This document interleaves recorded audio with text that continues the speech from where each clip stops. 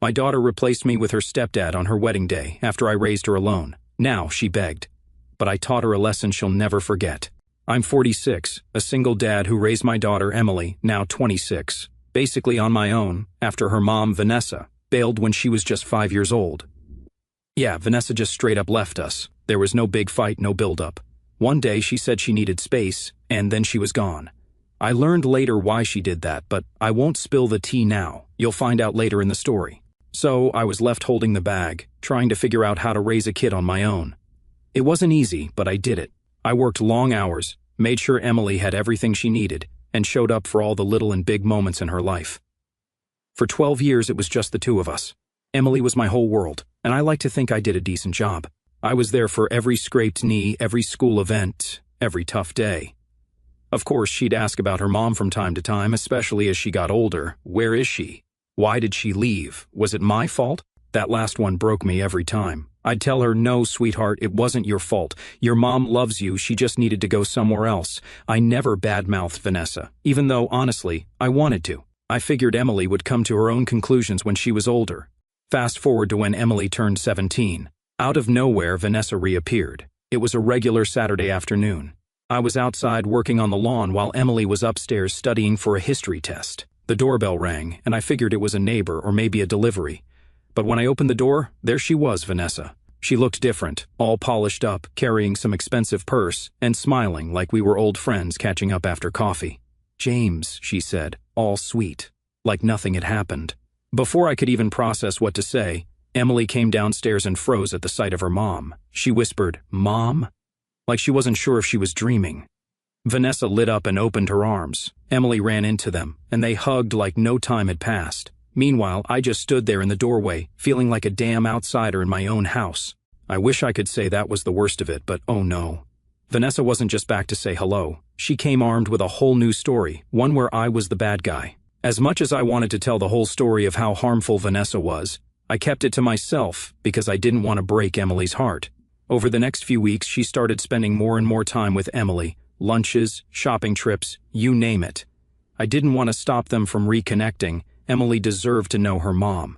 But Vanessa wasn't just reconnecting. She was rewriting the past.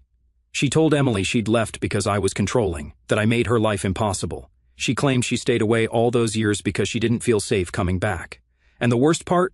Emily started believing her. I mean, she didn't come out and say, "I believe, Mom," but the questions started. Why didn't you ever try to find her, Dad? Why didn't you let her back sooner? Like I'd been holding the door shut all these years. It wasn't just Vanessa, either. She brought along her new husband, Greg. Now, Greg didn't seem like a bad guy. He's one of those overly polite types who smiles a lot and doesn't say much. But Vanessa painted him as some kind of hero, the perfect stepdad who was here to fill in the gaps I'd supposedly left. I could feel the shift in Emily. She started seeing her mom and Greg as this picture-perfect family, while I was just the guy who did the grunt work when they weren't around. One day, Emily hit me with, "Mom said you didn't want her around. Is that true?" I swear, it felt like someone punched me in the chest. I tried to stay calm. "No, Emily, that's not true. Your mom left because she wanted to. I didn't stop her. I didn't even know where she went." She didn't respond, just nodded like she wasn't sure what to believe. That was the worst part, seeing my own daughter doubt me after everything we'd been through. Vanessa kept pushing her, we're one big happy family act. She'd show up with Greg, all smiles, picking up Emily for another outing. I'd watch them leave, feeling like an outsider in my own daughter's life. I figured I just had to wait it out, let Emily come to her senses. But honestly, I wasn't sure how much longer I could take watching Vanessa rewrite history and make herself the hero of Emily's story. So fast forward a few years and Emily is now 26, engaged to her boyfriend, Ryan. I like the guy. He's solid, works hard, treats Emily well, and doesn't come off as a know-it-all like some of the other guys she dated. When she told me they were getting married, I was genuinely happy for her. I figured this would be one of those milestones where we could reconnect, you know? I imagined us working together on the plans, laughing about how stressful weddings are supposed to be. And honestly, I thought I'd play a big part. I mean, I raised her, right? Walking her down the aisle was always something I just assumed I'd do. At first, it seemed like things were going that way. Emily asked for my help with the guest list and even ran some venue ideas by me. She seemed excited to include me, and I told her I'd help cover some of the costs. I'm not rich or anything, but I'd saved up a little over the years and figured it would be a nice gesture. Of course, Vanessa was lurking around the edges of every conversation. She'd pop up with suggestions about the wedding, flowers, catering, even Emily's dress. At first, I tried to ignore it. It wasn't my place to tell Emily who to listen to. But then Vanessa started making herself the center of the plans. She'd say things like, "Oh, Greg and I have connections with this amazing photographer," or "Greg's friend owns a venue, and he could give us a great deal." Emily seemed all for it, which stung a little, but I let it slide. This was her wedding, after all. Things were rolling along until Emily and I went out for dinner one night. It was supposed to be a casual thing, just catching up and talking about wedding stuff. We were at this little diner we used to go to when she was younger, and I was feeling pretty nostalgic, honestly. We were halfway through our burgers when she hit me with it. "Dad, I've been thinking about the ceremony," she started, looking down at her plate. I nodded, figuring she wanted advice or something. "Yeah, what about it?" She took a deep breath and said, "I think I want Greg to walk me down the aisle." I froze. For a second, I thought I'd misheard her.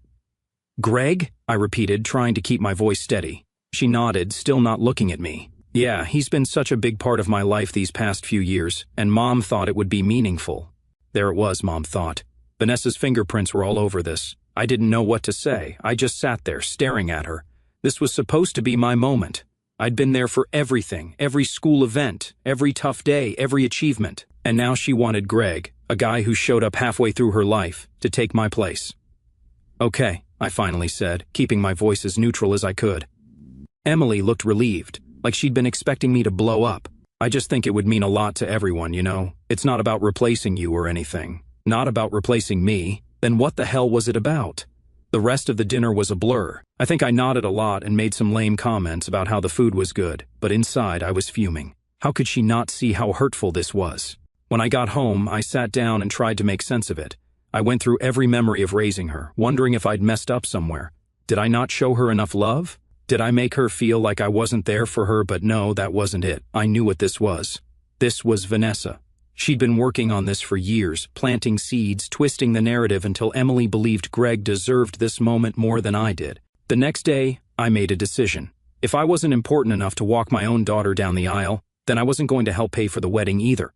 I called Emily and told her straight up, "Look, I love you, and I want you to have the wedding you want, but I can't support something that pushes me aside." She didn't argue. She just said, "I understand," in this quiet voice that made me feel like the bad guy. But what was I supposed to do? Smile and write a check while Greg played the role I'd spent 26 years earning? No thanks. Vanessa, of course, wasted no time jumping in. She called me a few days later, all fake sweetness. "James, I heard you're not helping with the wedding anymore. Emily's really upset." "Yeah, well, maybe she should have thought about that before asking Greg to take my place," I shot back.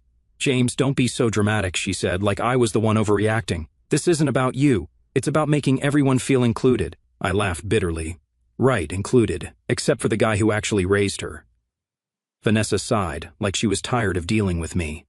"You're making this harder than it needs to be. Can't you just be happy for her? Happy?" That was rich coming from the woman who walked out on her kid and then swooped back in to manipulate the facts. I hung up before I said something I'd regret. After that, things got tense. Emily barely called, and when she did, it felt forced. Vanessa and Greg were clearly taking center stage in her life, and I was being pushed further into the background. I kept telling myself this was her decision, that I had to respect it, even if it felt like a slap in the face. But deep down, I couldn't shake the feeling that I was being replaced, not just on her wedding day, but in her life. So, after that dinner and the phone call with Vanessa, I was pretty much done bending over backward to make things easier for Emily. At first, I thought maybe she would come around. Maybe she'd realize how much this was hurting me and rethink the whole Greg walking her down the aisle thing. But nope. If anything, it felt like she doubled down. She started acting different, distant, cold even. She wasn't outright rude, but you know when someone's being polite just to keep the peace? That was Emily. Conversations that used to feel natural now felt forced, like she was just going through the motions. One day, I called her to check in, like I usually did. "Hey Em, how's everything going?" "It's fine," she said, her tone clipped. "I'm really busy with wedding stuff. Anything you need help with?" I asked, even though I knew the answer. "No, Mom and Greg are handling most of it." Of course they were. It stung, but I didn't press. If she didn't want my help unless it was financial, I wasn't going to beg for scraps. Still, it was hard not to feel like I'd been pushed out of her life entirely. This wasn't just about the wedding anymore. It was about everything. Vanessa, naturally, was loving every second of it. She kept popping up with her little passive-aggressive comments like, Oh, Greg is so excited to be such an important part of Emily's big day, or Emily's been leaning on Greg so much lately, it's really brought them closer. I wanted to tell her to shove it, but I knew that would only make things worse.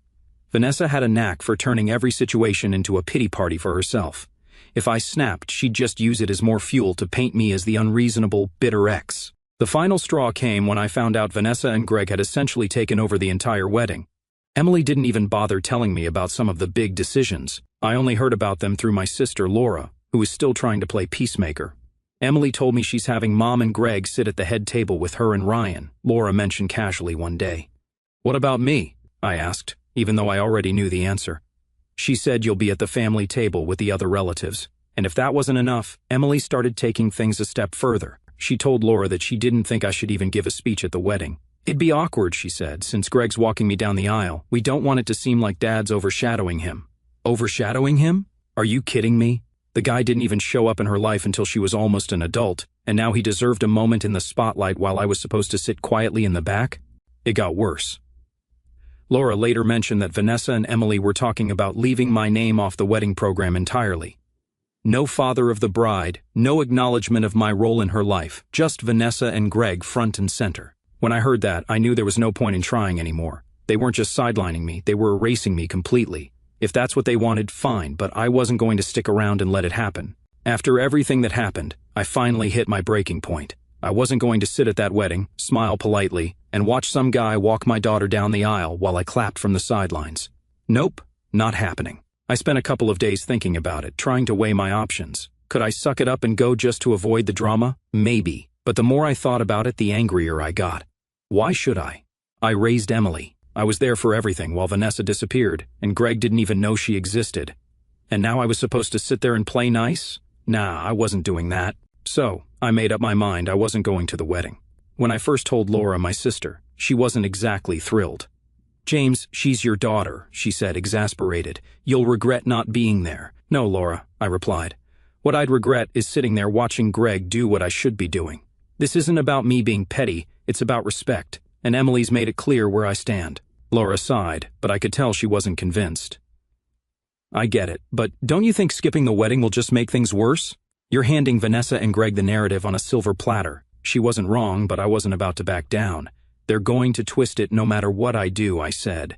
"At least this way I'm not torturing myself." And boy, did they twist it. As soon as Vanessa caught wind of my decision, the phone calls started. At first, she played the concerned co-parent card. "James, are you seriously not coming? Do you realize how much this will hurt Emily?" "She's the one who decided to hurt me, Vanessa," I replied calmly. "I'm just responding to her choice." "Don't be ridiculous," Vanessa said, her tone dripping with condescension. "This isn't about you, it's about Emily and her big day." "I know exactly what it's about," I shot back. "It's about you and Greg taking over, like you've been trying to do since you came back into her life." "I'm not playing along." That's when Vanessa shifted tactics. She went from concerned to outright manipulative. "If you don't come, everyone's going to see what kind of father you really are," she said. "You're going to embarrass Emily in front of all her guests." I laughed, but it wasn't because I thought it was funny. "Oh, Vanessa, you've been painting me as the bad guy for years. Don't act like this is something new. If Emily's embarrassed, maybe she should think about why I feel the way I do." Vanessa didn't like that answer. She hung up, but I knew it wasn't over. Next, Emily called. She didn't come out swinging like her mom, but I could hear the frustration in her voice. "Dad, what's this about you not coming to the wedding?" I took a deep breath. "Emily, I've thought about this a lot, and I just can't do it. I can't sit there and watch someone else take my place. It's not fair to me." "It's not about replacing you," she said, her voice rising. "I told you that already. Greg's been important to me too." "And what about me, Emily?" I asked. "Where do I fit in? You've made all these decisions to push me aside, and now you're asking me to just show up and clap politely. I can't do that." Emily sighed heavily, like she was the one being wronged. "I'm trying to make everyone happy, Dad. Why do you have to make this harder?"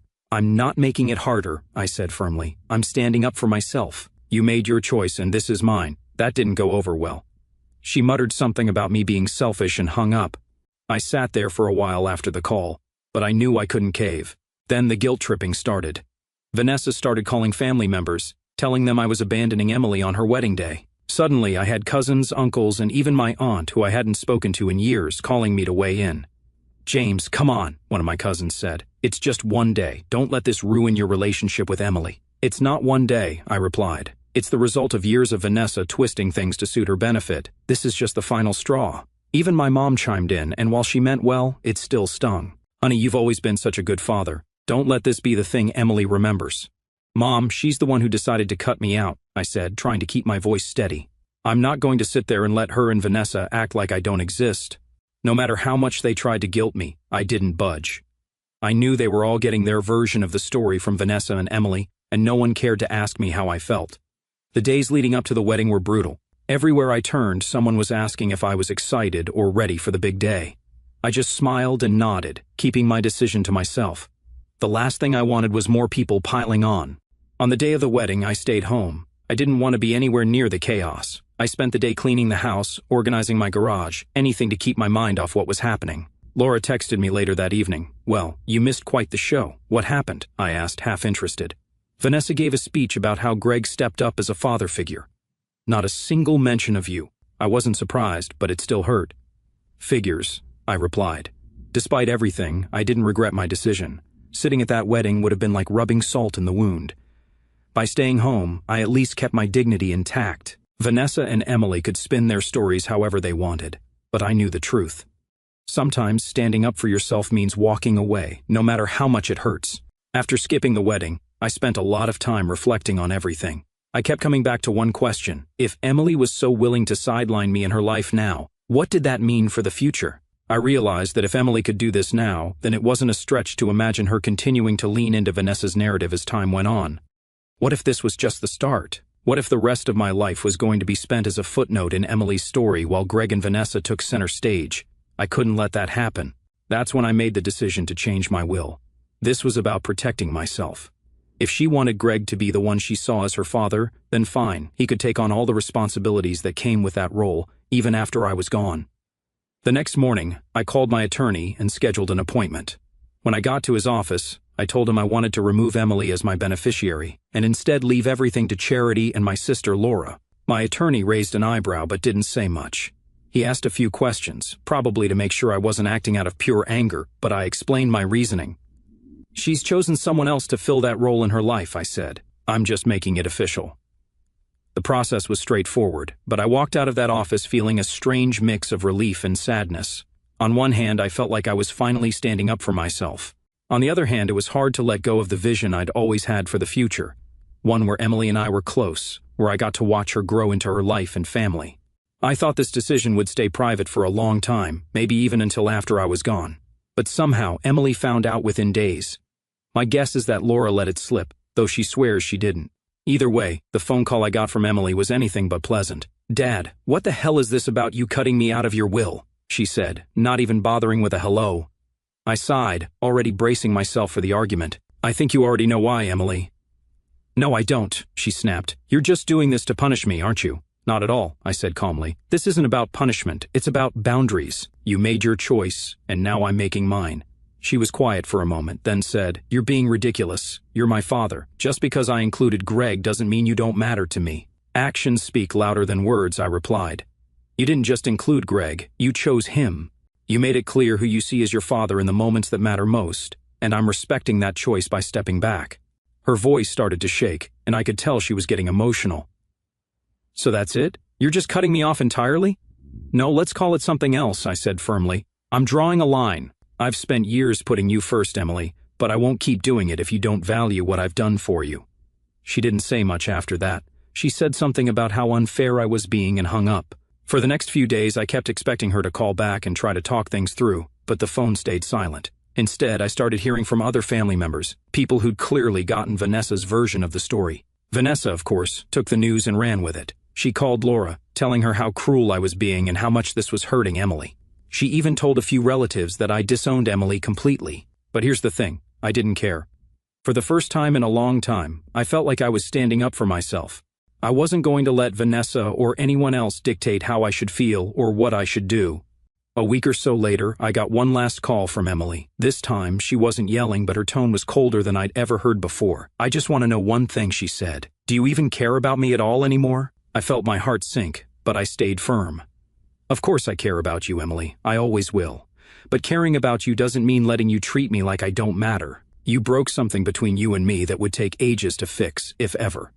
She didn't say much after that. She thanked me for being honest in the most sarcastic tone imaginable and hung up. Cutting ties wasn't easy. For weeks, I kept wondering if I'd done the right thing.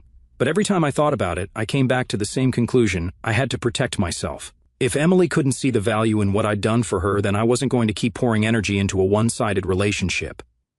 After that, I figured they'd move on with their lives, and I'd move on with mine. But what I didn't expect was for Vanessa's web of lies to start unraveling so quickly, or for it to happen in such a public way. It all started with my sister Laura. She'd been biting her tongue for months, trying to stay neutral, but after seeing how Vanessa and Emily twisted the story, she'd had enough. "James," she told me one afternoon, "I've kept quiet for too long. Vanessa's been running her mouth about you to anyone who'll listen, and it's disgusting. People need to know the truth." "Laura, it's not worth it," I said, not wanting her to get dragged into the drama. "No," she said firmly, "it is worth it. Vanessa's been smearing you for years, and Emily's buying into every word of it. If I don't say something, no one will."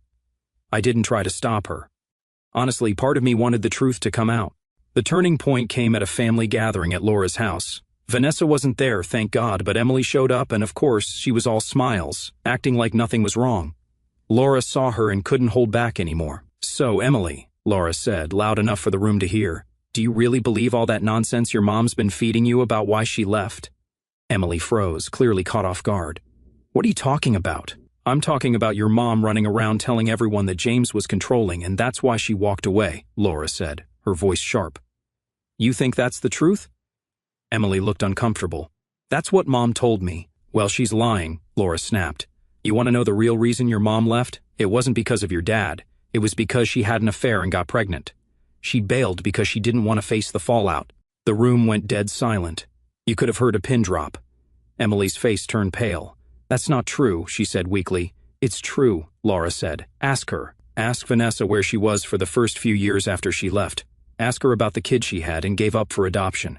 Your dad stayed, raised you, and never said a word about it because he didn't want to ruin your image of her. And this is how you repay him?" Emily didn't say anything. She just stood there, her mouth opening and closing like she was trying to come up with a response. I wasn't there for this conversation, but Laura called me later to fill me in. "I'm sorry, James," she said. "I know it wasn't my place to say anything, but I couldn't take it anymore." Emily needed to hear the truth. "Don't apologize," I told her. "It's about time someone said it." The fallout was immediate. Emily confronted Vanessa, and of course Vanessa denied everything at first. But the thing about lies is that they're hard to keep straight, especially when people start asking questions. Apparently, Greg overheard one of these arguments between Vanessa and Emily, and that's when things really started to fall apart. From what I heard, he'd had no idea about Vanessa's past. She'd painted herself as the victim for so long that even he believed her version of the story. Finding out she'd lied about something so big shook him to his core. "You mean to tell me you had an affair and a child and never told me?" Greg reportedly said during one of their blowouts. "It's not like that," Vanessa yelled. "That was years ago. It doesn't matter anymore." "It matters to me," Greg shot back. "You've been lying to me this whole time. How am I supposed to trust you now?" Greg didn't stick around long after that. Word got out pretty quickly that he'd packed his things and left. Vanessa tried to spin it, of course, saying Greg couldn't handle the truth and was abandoning her. But by that point, people were starting to see through her act. Even Emily seemed to be questioning everything. She stopped calling or texting me, but Laura said she was clearly struggling with what she'd learned. "She doesn't know what to believe anymore," Laura told me. Vanessa's lies are unraveling, and Emily's realizing how much of it she bought into. I wish I could say I felt vindicated, but honestly, it just made me sad. I didn't want Emily to suffer. I wanted her to see the truth before things got this messy. But sometimes people have to hit rock bottom before they can start to rebuild. Vanessa, meanwhile, was in full damage control mode. She started reaching out to people, trying to spin the story in her favor, but the more she talked, the worse it got. People who'd once believed her started turning against her, seeing her for the manipulative person she was. It wasn't just family either. Vanessa's friends, people who'd stood by her for years, began distancing themselves. Nobody likes being lied to, and Vanessa had been lying for a long time. Emily hasn't reached out to me since everything went down, but I know she's heard the truth now. Whether or not she believes it is up to her. I'm not holding my breath for an apology or a reconciliation, but I hope she takes some time to really think about everything. I kept to myself for the next few weeks. I thought I was making progress until one day there was a knock at my door. I opened it to find Emily standing there. She looked worn out, like she hadn't slept in days, and for a moment, I felt a pang of sympathy. But then I reminded myself of everything that had happened. "Hi, Dad," she said softly. I leaned against the doorframe, keeping my face neutral. "Emily, what are you doing here?" "I wanted to talk," she said, shifting nervously. "Please?" I let out a long breath. Part of me wanted to slam the door, but another part, the part that still remembered rocking her to sleep as a baby, couldn't do it. "All right," I said, stepping aside. She sat on the couch and I stayed standing, crossing my arms. "What's this about?" She looked down at her hands, clearly struggling to find the words. "I've been thinking a lot about everything. About the wedding, about Mom, about how I treated you." I didn't say anything, just waited for her to continue. "I know I screwed up," she said, her voice trembling. "I let Mom get in my head, and I didn't stop to think about how much it was hurting you. I made you feel like you didn't matter, and that's the last thing I ever wanted." Her words hung in the air, but they didn't hit the way I think she thought they would. I'd waited so long to hear her admit the truth, but now that she was saying it, it didn't feel like enough. "Why now, Emily?" I asked, keeping my voice steady. "Why come here now, after everything?" She looked up at me, tears in her eyes. "Because I'm sorry. I know I can't take back what I did, but I want to make it right. I want to fix this." I let out a bitter laugh. "Fix this, Emily? This isn't something you can just fix. You didn't just hurt me, you replaced me. You made it clear that Greg and Vanessa were your priority, and now that it's all fallen apart, you want to come back and pick up where we left off?" "That's not what I'm saying," she said, her voice cracking. I miss you, Dad." "I miss us." I shook my head, feeling more exhausted than angry. "Emily, I spent 26 years putting you first. I gave you everything I had, and when it came time for you to show me even a fraction of that loyalty, you chose them. Do you have any idea what that felt like?" She didn't answer, just wiped at her face as the tears started falling. "I'm glad you're starting to see the truth about Vanessa," I continued, "but this isn't just about her lies. This is about trust, Emily, and I don't know if I can ever trust you again." Her shoulders slumped, and she looked like she wanted to disappear into the couch. "So that's it?" she asked. I sighed, running a hand through my hair. "I don't know what the future holds, Emily, but right now, I need space. I need time to heal, and I can't do that with you in my life." She sat there for a moment, like she was trying to figure out if she should argue or just accept it. Eventually, she nodded. "I understand," she whispered. I walked her to the door, and as she stepped outside, she turned back to me. "I really am sorry, Dad. I hope one day you can forgive me." I didn't say anything, just gave her a small nod before closing the door. Vanessa, meanwhile, was still dealing with her own fallout. Word got around that Greg had filed for divorce, and most of the family had distanced themselves from her. She was on her own, and honestly, I didn't care.